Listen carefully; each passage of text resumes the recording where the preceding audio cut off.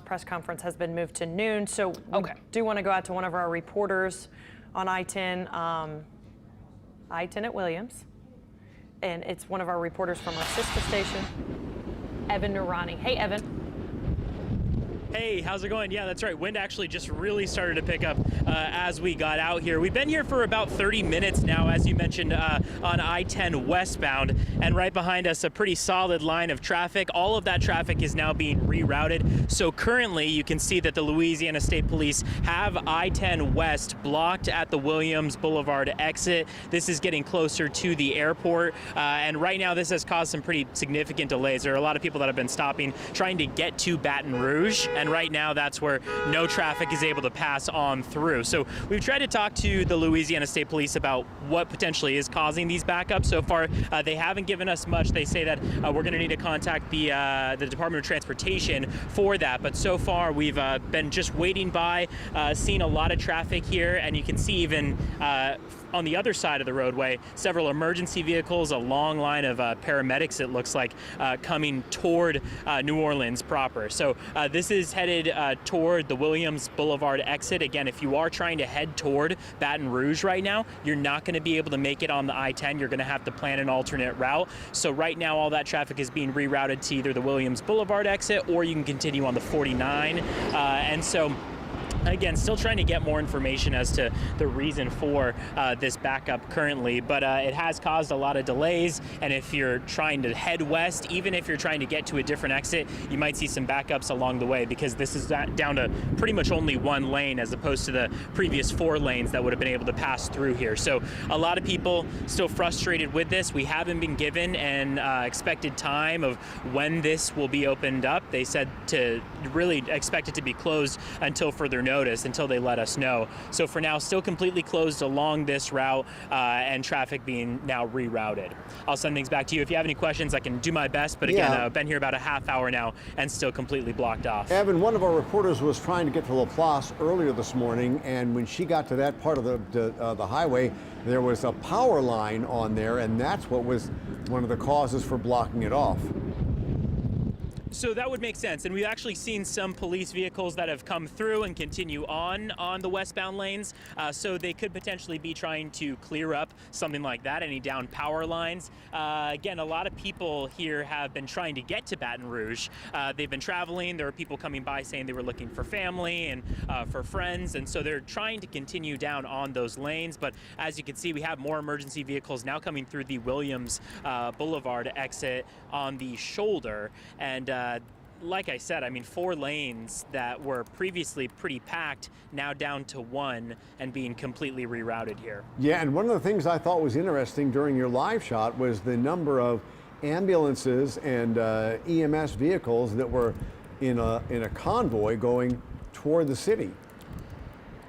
That must have been probably about 10 or 15 at least ambulances, as you mentioned.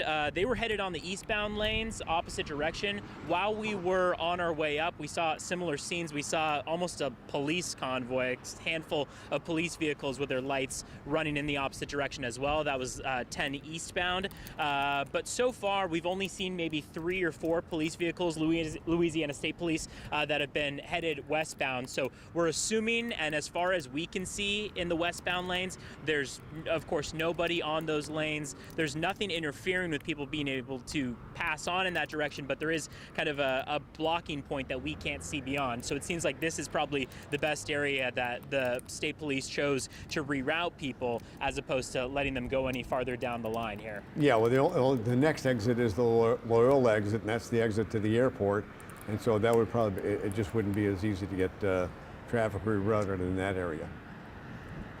And it sounds like people have actually, coming by, been wondering if that means that the airport is closed or what that means for the airport. So we've had people stopping by asking, you know, is how far down the 10 is this closed? Is the airport closed, for example? Again, we still haven't gotten any of that information. When we talked to the Louisiana State Police here, they said that we'd have to contact the Department of Transportation. So again, still very windy out here while we're on the side of the road. But right now, just kind of partly cloudy out here, still very hot. And those police vehicles holding down the 10 westbound lanes as everyone's rerouted.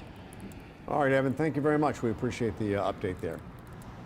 And Eric, you know, we were talking just a little bit when we saw those ambulances go by. Obviously, there's so many reasons why ambulances could be coming. We're probably going to need them. But the thought crossed my mind that, you know, without the power, maybe they're going to have to move some patients from one hospital to another. So maybe that's one of the reasons. Yeah, I don't know. It just was interesting to see all that going on. Yeah, you do think about people who are in the hospital right now. We saw earlier Oxnard, the hospital on Jefferson, Brent House, the hotel that's right next door, they had the roof torn off there. And then all patients at Oxnard St. Anne Hospital in Rayson and Chabert Medical Center in Houma were being planned to be evacuated to other facilities. We did not get any updates from Oxnard in the past couple of hours, so I don't know if those evacuations have started yet. Well, Karen had mentioned in one of her Zoom calls that she had talked with somebody at Oxnard Baptist. They had some damage there, but the main campus, everything she said, according to her source, was okay. Oxnard did have a press conference recently too, and we have a reporter going through that to bring all the important information to you. So we'll get to that. Forgive me, Eric, when you were talking to Karen, I know we were talking about the causeway earlier. I'm not sure if she mentioned, but I just saw her tweet. Karen Swinson says, causeway update, they're inspecting the bridge now. They hope to have it open by this afternoon. She mentioned that? Yeah, she did mention that. Yeah, and Carlton Dufour, the general manager of the causeway, we spoke with him yesterday, and he was saying this is exactly what he said. We would see the high winds, and then we would see them inspect the bridge to make sure that, of course, it was structurally sound before they allowed drivers back on it. And that's the wise thing to do. Of course. Absolutely. You know, we keep on making the comparisons to Katrina, and I do remember flying over the twin spans, the old twin spans, the day after the storm, and just the checkerboard of that bridge that had just been demolished. That was torn an apart. unbelievable image, and that's one of those you saw and you were like, is this real? Yeah, I know. It Yeah. was surreal, and it was one of those times because you know it had been so horrific on Monday, and I was flying over on a Tuesday afternoon, and the one thing that stuck in my mind is, you know, below us was the fury of nature, and then a beautiful sunset and the beauty of nature, all in one fell swoop. Yeah, definitely. We are actually getting some numbers. I was talking about patients being moved to Oxnard hospitals. We are learning 165 patients will have to be moved at Oxnard That may be hospitals. why a lot of those ambulances are coming in to help out with that. definitely. Because we haven't had a ton of reports of injuries, which doesn't mean they're not out there, because we are having issues with getting information in with all the cell problems. Right. But luckily, thank goodness, not a ton of injuries that we don't really know of, and only one death so far in Prairieville when a tree fell on a house. Yeah, and when we were talking with Karen again, and you know, reminiscing about Katrina, you know, she was talking about a half glass full, and I said maybe 3/4 full, because you know, by this time we knew there were hundreds of deaths, and by the time in Katrina, and by the time you know it was all said and done, more than 1,800 lives were lost. Yeah. And we're not hearing anything like that in this storm. So, you know, as bad as it was, hopefully, you know, there are no more reports of any injuries or any more deaths. Sure. When you talk about Katrina, you always have to talk about the natural disaster side, and then you have the issues, right, that were man-made. We had the levee issues, and then we also had the incompetence for planning in so many cases. You remember how many people were packed into the Superdome? I mean, there were so many other issues beyond a natural disaster there. Well, and some of us do not call that a natural disaster at all. We call it a man-made disaster. Right. The hurricane was the only part of that was natural. I'll never get past that, probably. So. Definitely. And a lot of people who went through it, you know, it was, you know, a lot of it, and there was so much anger about the Corps of Engineers and the status of our levee system at the time that none of us knew was that fragile. There was so much we didn't know there. Yeah. All right, let's get over to Peyton now, before I start ranting and raving again. Go for it. All right, good morning. It is not morning. How about just, it's 11:54. It is morning, okay. We don't know what day it is. We don't know what time it is. You just saw the live shot out there of a reporter out on the interstate, and he was saying it is gusty. It is windy today, and there is a tropical storm warning. Now, we have these auto posts that go out for warning. So if a tropical storm warning is issued for our area, our social media will alert you immediately, whether we're awake or asleep. So we're always bringing you information. Well, they tweeted out that we're under a tropical storm warning, and it made it sound like there was another storm coming, but it's for Ida. We're still just seeing impacts from Ida. They changed our hurricane warnings to tropical storm warnings because we're not going to see hurricane force winds anymore, but we could see tropical storm force winds.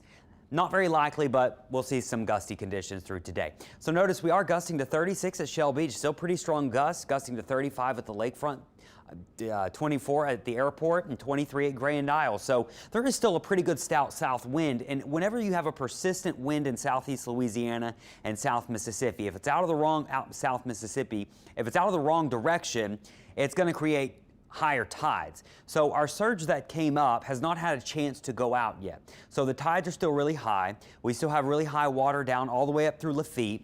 We showed you that live shot. We also showed you the live shot for Alliance. That's kind of the same area and the same waterway that is causing flooding for Lower Jefferson up to parts of Plaquemines as you get closer to the Alliance area. So the water has come up through, here's Grand Isle, it's come up through the bay here, and that's what's causing our rising water in that area. And we've just got that persistent south wind. So as long as that's there, the water's not going to drain. All right, same thing for the west bank of Plaquemines. The water is continuing to be pushed up here by that strong gusty wind out of the southeast. And then you would think the water would be going down over here towards Laplace and St. John. A lot of people are asking about what's the reports out of Laplace. We are trying to get there. We've been trying for hours to get there, but there's a lot of debris here, so we're going to get there. But yes, our tides are going to stay high even in the lake for the foreseeable future. Let me rephrase that, until probably late Tuesday and into Wednesday. Sheba. There's about another boil water advisory. Yeah, we've been watching several of these. We were watching a huge one for the East Bank of Jefferson Parish. This new update is that the West Bank of Jefferson Parish is also included in this boil water advisory, including Grand Isle and Westwego. Yeah. And I'm still waiting. Maybe we just haven't gotten enough word yet, but we're still wondering, what the condition of Grand Isle is. Yeah, we've heard just from the conditions and the wind and storm surges we know that they went through that it's not going to be good, but we haven't been able to get in contact with anyone who can give us concrete details about what happened there. And normally, Mayor Carmardell, will call in and let us know and blah, blah, blah, but it just... And he's probably having the same cell phone issues as well, and then it's not like anybody could drive there. I'm sure Highway 1 is still underwater. Sure. Am I, Mike? Oh, I was just going to say, we're kind of getting our first picture here, and we can't put this on air, but I know a lot of people are watching us on social media. Our reporter, Mike McDaniel, we stationed him down in Terrebonne Parish during this. He just posted a long post about Terrebonne Parish, and he said there's no cell phone service down there, so he can't really get an update to Twitter, and he posted, it's a paragraph of everything you need to know about Terrebonne Parish right now. Read it to us. It would take me probably 20 or 10 minutes to read it. Well, can you paraphrase it? Yeah, so he's talking about electricity. 3 service providers in Terrebonne Parish, Entergy, SLECA in the city of Houma, all are currently down, of course. The city of Houma utility had the roof blown off, so they can't operate right now. Out-of-town power crews are expected to get there by tomorrow, and then, of course, they'll be working to restore power however long that takes. He said rescues. 40 people had to be picked up by the sheriff's office last night and brought to an emergency shelter. Wow. They were all out on the curb because their homes were unlivable. Also, 2 people were found alive, trapped in a collapsed building in Houma. Wow. Ooh. Okay. Thank just continuing to read at least found alive. That's good. Keep going. And if y'all find this, y'all let me know. You can certainly read it as well. He said, at this point, there are no reports of people needing rescue, but also the communication is spotty at best, so crews are going out and assessing areas like most areas are trying to do right now. Did he mention the extent of damage he saw? Yeah, let's talk about... I do have this post pulled up now, and Peyton's right, it is very long, but he's actually sectioned it off into different issues to give people an update. What was your question, Eric? If you got some sense of the extent of damage in Terrebonne, because we know there's a ton in Lafourche. Yeah, well, he did post about floodgates and levees, so let me mention this. Levees held up and no reported problems. This is in Terrebonne. The Bubba Dove floodgate and one smaller one had a few issues during the storm, but remained operations and held up. All, of course, are going to be expected in the coming days. Do you see any, Sheba, that you want to read? I don't want to repeat any ones that you said, but I guess we should touch on electricity there. Yeah. He says 3 service providers in Terrebonne. Okay. Yeah.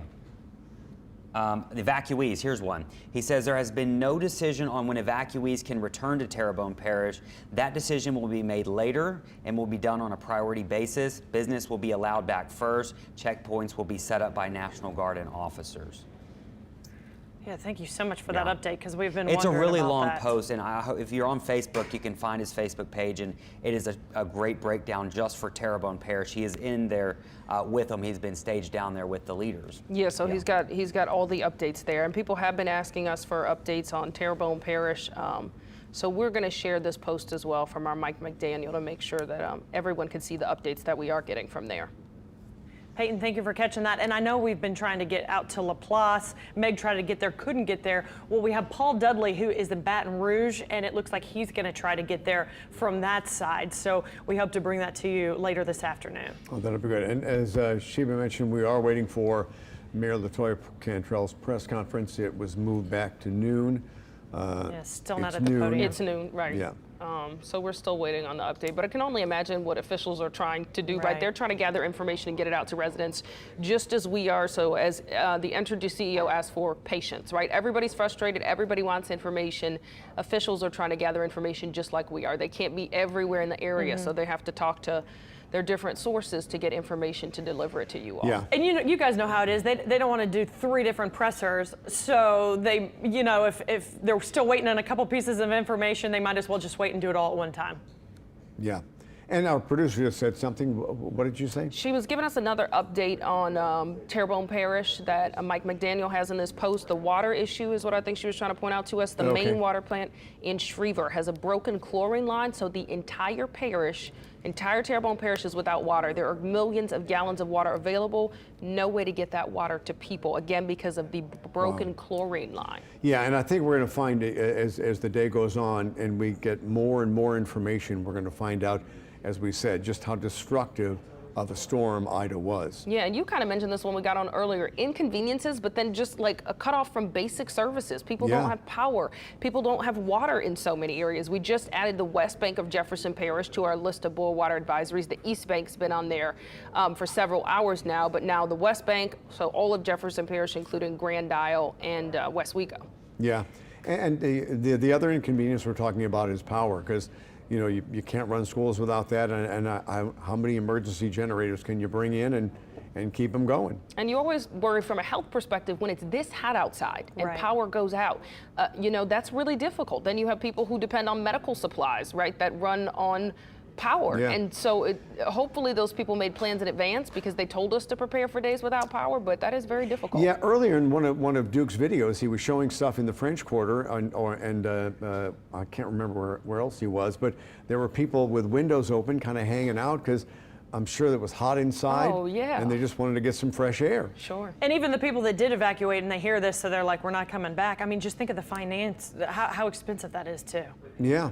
It is very difficult. Yeah, you think you're going somewhere for a day or two, and now you're trying to stay until the power comes back on, which we haven't gotten any updated restoration time from Entergy. They said they weren't able to provide one. They needed time to assess the damage, and there's a lot of damage. And Karen, who's up in New York right now, Karen Swenson, was saying, the eyes of the world are on New Orleans again in this storm.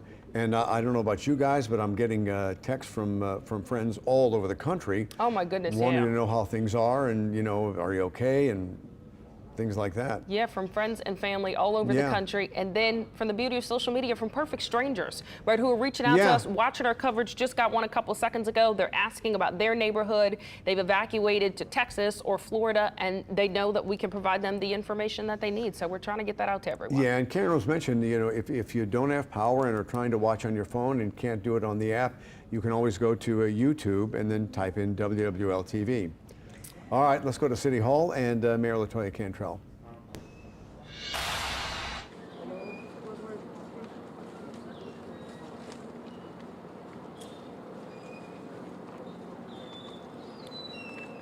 Well, good afternoon, and thank you all so much for being here. As I walked up to the podium, I got a little emotional, just all of a sudden. The bottom line is, anyone who experienced Hurricane Katrina 16 years ago, experienced it firsthand, and even the full recovery of this city, helping her rebuild herself, we should all be grateful as it relates to what we experienced on last night. A Category 4 hurricane slammed into our coast and sat on us for nearly 12 hours. the worst case scenario, it did not happen. We did not have another Katrina. And that's something, again, we should all be grateful for. However, the impact is absolutely significant. While we held the line, no doubt about that, now is not the time for reentry. And I'm just wanting to put that out there to our residents who did heed our warnings, took our advice, and evacuated the city. But now is not the time for reentry. We'll tell you a little bit more as we move through this press conference. Today is going to be a day for assessments across the board.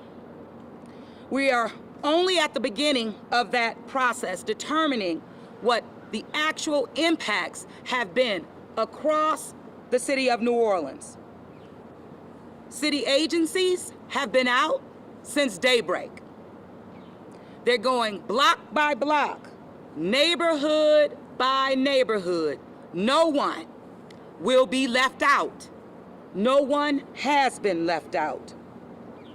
NOPD began making checks last night and transmitting that information to our Orleans Parish Communication District, who is the receiver of that info and ensures that our departments gets the necessary information and the data to respond accordingly. But this is how we collect our data as relates to the full extent of the impacts to the city of New Orleans, again, block by block, neighborhood by neighborhood. We must absolutely address all of our challenges, and we will. And we did, and we do have some. Currently, as you know, we lost power citywide. We have Ms. Deanna Rodriguez, the CEO of Entergy, who will speak to that issue. But it is a challenge that, again, we will address and we will get through it as partners do. The Sewerage and Water Board were impacted by those challenges, but at the end of the day, held the line, did what we needed, our systems, our utility, what we needed our utility to do. Again, held that line. We did not experience any widespread structural destruction.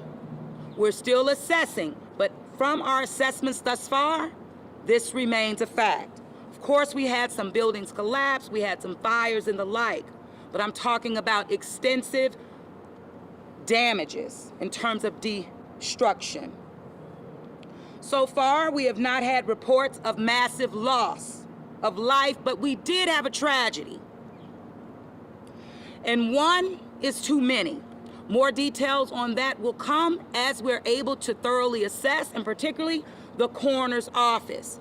But we do know that it was a tragedy where we believe an individual was driving a car and therefore drowned. Again, that information will become official through our coroner's office. One is still too many. The systems, again, we depended on to save lives and protect our city did just that, and we are grateful.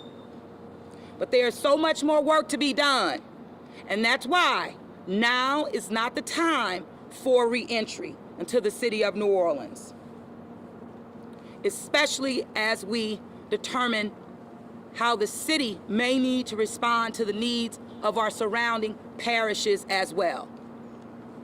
We will be a neighbor, and we will be a good neighbor, in spite of the challenges that we have. Again, if you evacuated, we're asking you to stay where you are. We will notify you as soon as possible when it's safe for you to come home.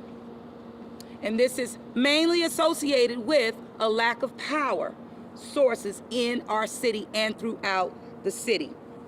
Residents that are here now in the city of New Orleans and visitors, we need you to be careful. We need you to stay in your homes, stay in your neighborhoods. Now, you've heard me say many times, the residents are first responders amongst themselves in their neighborhood.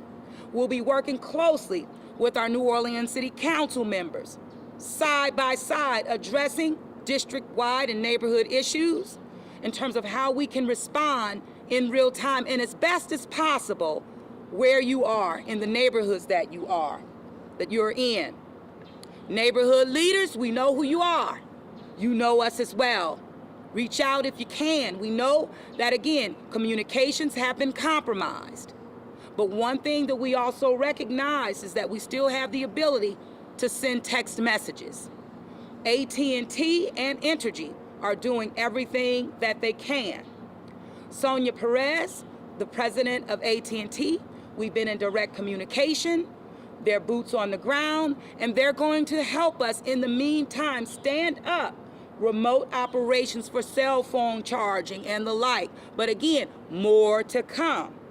I believe this time it's going to be best for us to pivot to those assets in neighborhoods. But again, more to come. We're planning this out now. We were also planning for, in the event we should need to stand up a post-disaster evacuation.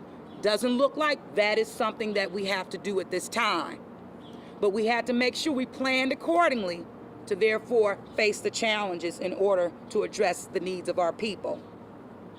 As I mentioned, our people in our city, our residents, need to stay put. Again, power and communication are critical issues, and you are going to hear again more from Entergy as well as AT&T. Nothing has a quick fix. But what I also understand in terms of power, and you'll hear a little bit more, we are not in the same situation as we saw our brothers and sisters in as it relates to Lake Charles relative to power sources. But boots on the ground with Entergy, Ms. Rodriguez will give you more. While the power is down and we are dependent on generators, I'm calling all of our people and businesses that have the capacity in the city to be good neighbors, as I know you will be. Now, I have heard a little rumors, and we're going to fact check about people being displaced from hotels. We're going to follow up with that after this press conference. I just got that information actually prior to coming out. So I don't have any official responses for you relative to that. It could be associated with their lack of power or generation capacity. We don't know. But for the businesses that we know or they know have the capacity to provide some source of power to the community, we ask for you to notify the city again and be good neighbors. Share the power you have. Open your businesses for the people to recharge their devices as well as meet their ongoing needs. That's how we're going to get through this, no doubt about it. That's how we got through it, even in the aftermath of Katrina. Neighbor to neighbor, shoulder to shoulder, working in partnership. I'm proud of our city.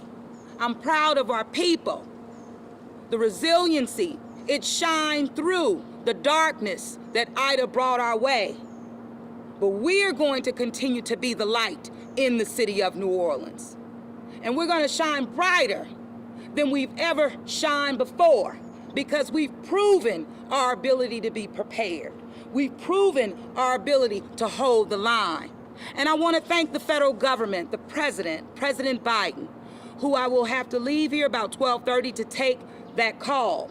But the federal government's response was right on.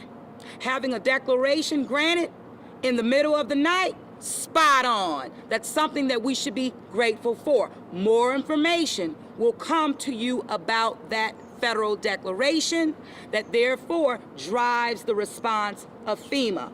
We're going to make sure that that information is not only shared, but in partners in terms of our media. You're partners in this.